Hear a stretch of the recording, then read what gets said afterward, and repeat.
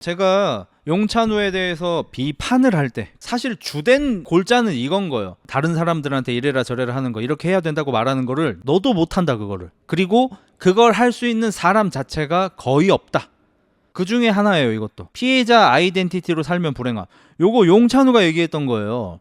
용찬우가 뭐 무슨 영상에서 클로즈업 이빠이 들어와가지고 무슨 얼굴 베이리트 같이 나와가지고 피해자 아이덴티티로 살지 마세요. 그러니까 뭐 무슨 일이 일어났어도 거기에 매몰돼서 내가 그 일만 없었어도, 내가 그때 뭐 어떤 새끼한테 공격만 안 당했어도, 뭐 내가 어렸을 때 뭐 집만 잘 살았어도 등등등 해서 우리가 인생을 살면서 후회할 일이 정말 많은데, 그런 거에 매몰되어서 앞으로 나아가지 않으면 인생을 성공할 수 없다는 거예요. 인생을 성공하기 위해서는 피해자 아이덴티티로 살지 말고 미래를 살으라 이거야. 내가 성공하고 싶은 사람을 머릿속으로 그리고 이미 성공한 것처럼 살아라 이거야. 과거는 다 지난 일이야. 다 쓰레기야.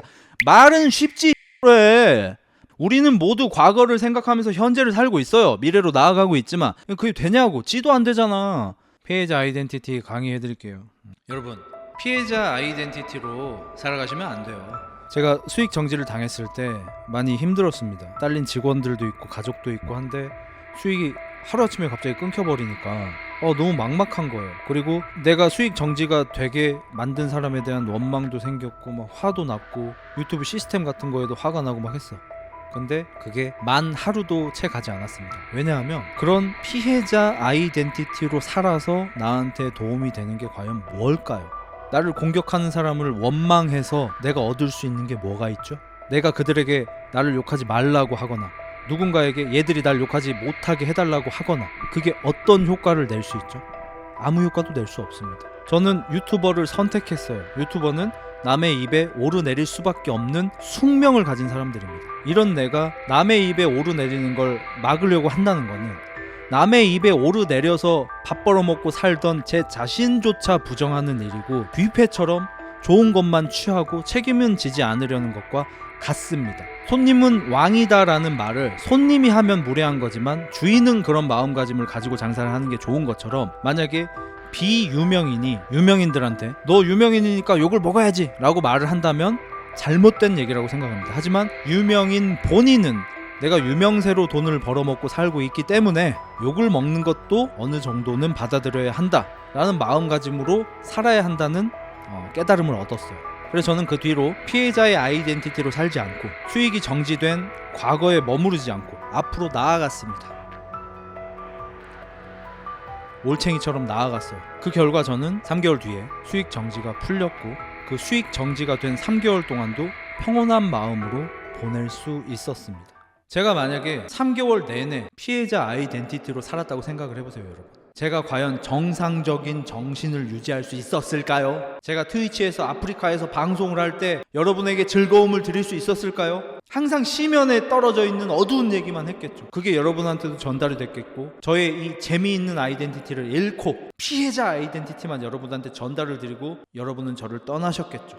그럼 저는 3개월 뒤에 수익이 풀렸다 한들 빼는 남아있지 않고 수익 창출이 풀렸다는 그 속빈 강정만 들고 울면서 웃고 있었겠죠. 여러분이 인생을 살면서 어떤 실패를 겪을 수 있습니다. 억울함이 있을 수도 있습니다. 하지만 그것을 해결할 수 없는 것에 인생을 낭비하지 마세요.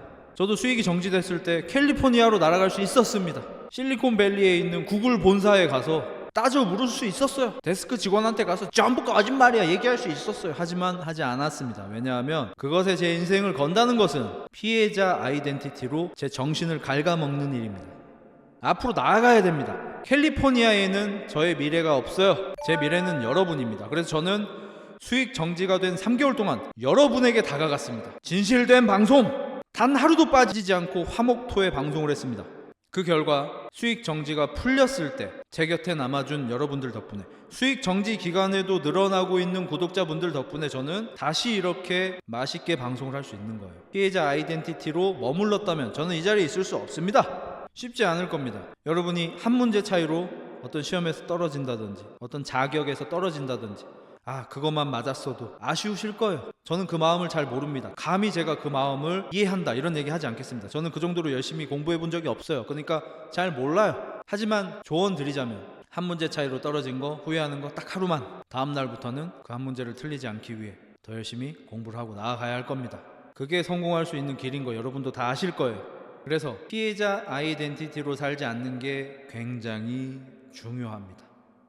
제가 아는 어떤 사람은 남성 인권에 대해서 부르짖던 사람이었습니다. 그 사람은 자기 딴에는 어떤 여인을 도와주려고 했어요. 근데 그 여인을 돕긴커녕 더 힘들게 만들었죠. 그래서 그 여인은 그 사람을 떠나갔습니다.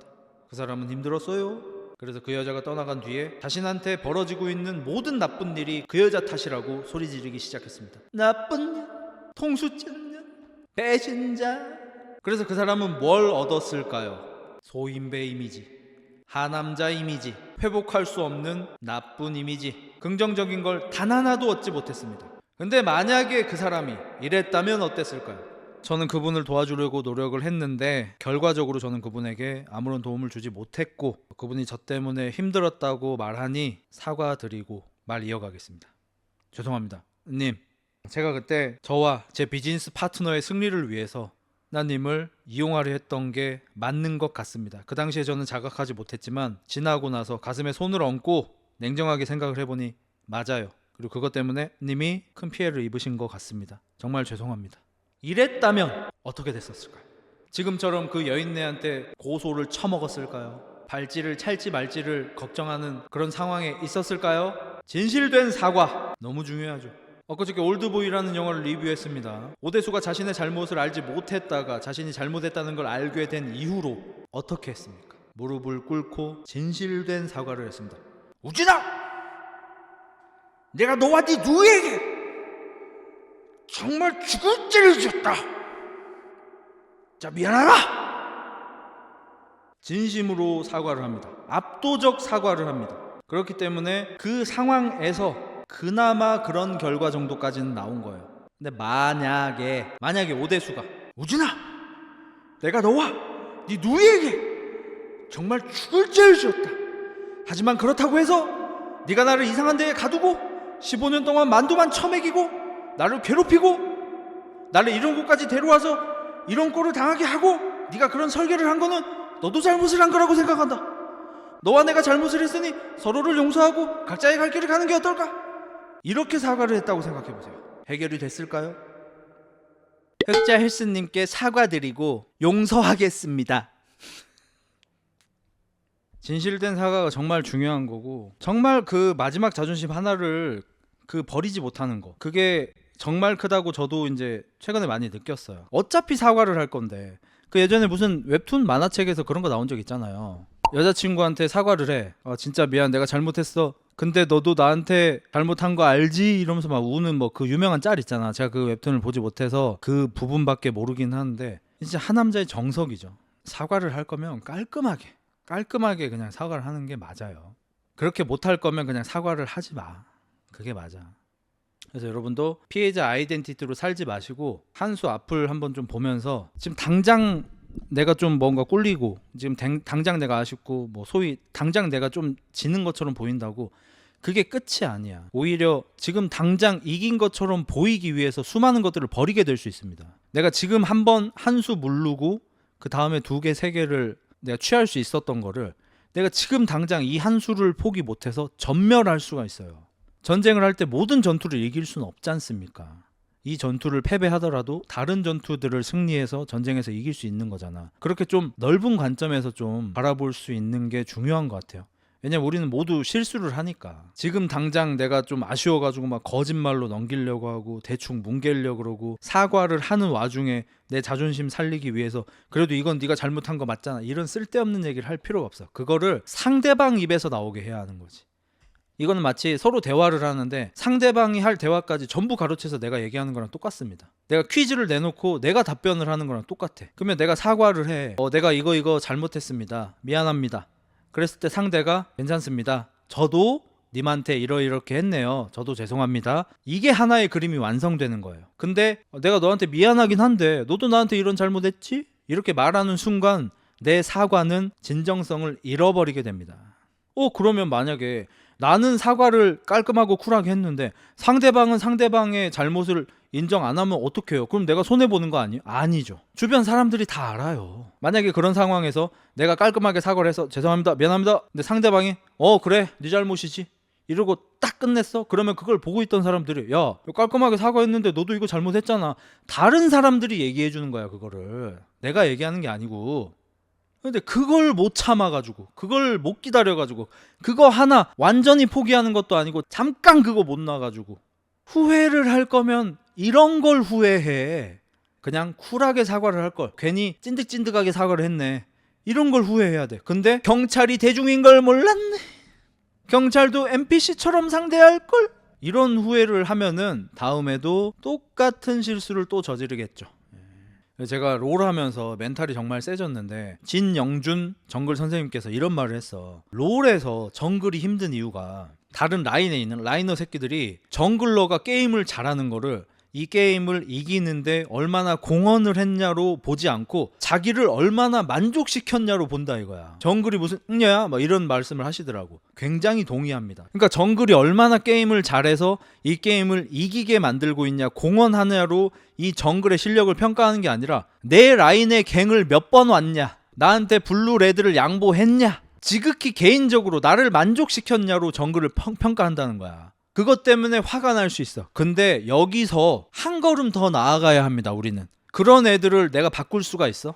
그냥 정글을 백정 취급하고 자기를 만족시키게끔 막 욕을 쓰고 이런 애를 내가 바꿀 수 있어? 못 바꾸죠. 누가 정신 차리더라도 새로운 애가 또 나올 거고, 누가 정신 차리더라도 또 새로운 애가 나올 거고, 그런 애는 계속 있을 거야. 그리고 나를 칭찬해주고 나를 인정해주는 사람보다 그런 사람들이 더 눈에 도드라지게 많이 보일 거야. 그런 애를 고쳐 쓸 수 없어요. 고칠 수 없어요. 내 영향력 밖이야. 그러면 내가 걔들하고 싸우고 기싸움을 하고 네가 나 욕했어?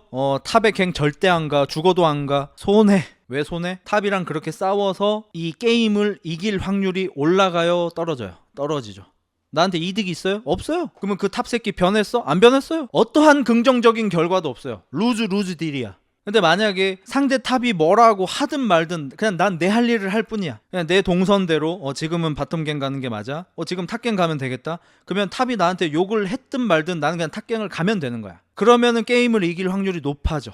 여기서 자존심 세운다고 내 자존심이 올라가는 것도 아니고, 누군지도 몰라 저 새끼. 쟤 누군데 저게. 제가 평가하는 내가 실제 나의 가치와 아무 상관이 없어. 저 새끼가 뭐라 하든 말든 내 알 바야. 근데 여기서 만약에 한 걸음 더 나가실 수 있잖아요. 그러면 여러분은 더 발전하시는 거예요. 탑갱 왜 안 오냐 백경 새끼야. 탑행님 죄송합니다. 다음 동선 탑으로 잡겠습니다. 채팅 치면서 블루 먹으란 말이야. 그러면 탑이 진작 그럴 것이지. 이러면 승률이 더 올라가. 쓸데없는 거에 자존심 걸지 말고 쓸데없는 애랑 자존심 싸움할 필요가 없어요. 오로지 어떤 게 나한테 이득이 될 것이냐만 생각을 하는 게 심지어 그게 더 나은 인간으로 만들어줍니다. 게임 끝났을 때 정글님 고생하셨습니다. 나 같으면 화나서 안 그랬을 것 같은데 멘탈이 좋으시네. 하하. 거기까지 가야 돼. 그 경지까지. 그럼 저 흑자헬스 어떤 경지에 있냐. 며칠 전에 누누하고 게임을 했습니다. 어떤 애가 누누하고 싸움이 났어요. 애초에 미드 누누를 하는 것 자체로 누누를 좀 싫어하는 애들이 있어. 근데 누가 봐도 억가야. 왜냐면 누누가 우리 팀 에이스인 게 명확해. 우리 팀 딜에 3분의 2를 걔 혼자 넣고 있어. 그런 상황이야. 근데 우리 편 정글이었나? 걔가 시비를 거는 거야. 그래서 누누는 긴 말 안 칩니다. 맹문철 할래? 그냥 요것만 딱 쳐요. 그러니까 걔가 발광을 하는 거야. 해? 1000만원 빵 해? 막 이러길래 내가 야 내 채널에서 해라. 좀 빨자. 네가 뭔데? 나 유튜버야. 유튜버가 브론즈? 말 같지도 않은 소리 하네. 난 헬스 유튜버야. 이름 뭔데? 흑자헬스. 네가 흑자헬스면 나는 감스트다 이 새끼야. 이씨. 이러면서 내 욕을 막 하는 거야. 그래서 내가 너 자꾸 욕하면 고소한다. 그러니까 그 새끼가 고소해라. 꼭 해라. 그때 저 민 변호사한테 전화할지 이도노 변호사한테 전화할지 고민하고 있었습니다. 새벽 3시에. 저도 아직 그 경지에 가지 못했어요. 네가 내 욕을 하든 말든 난 신경 안 써. 난 내 할 일을 할 뿐이야. 내 동선을 도울 뿐이야. 그 경지 저도 구경도 못 해봤습니다. 미안합니다. 하지만 여러분은 하시라 이거예요.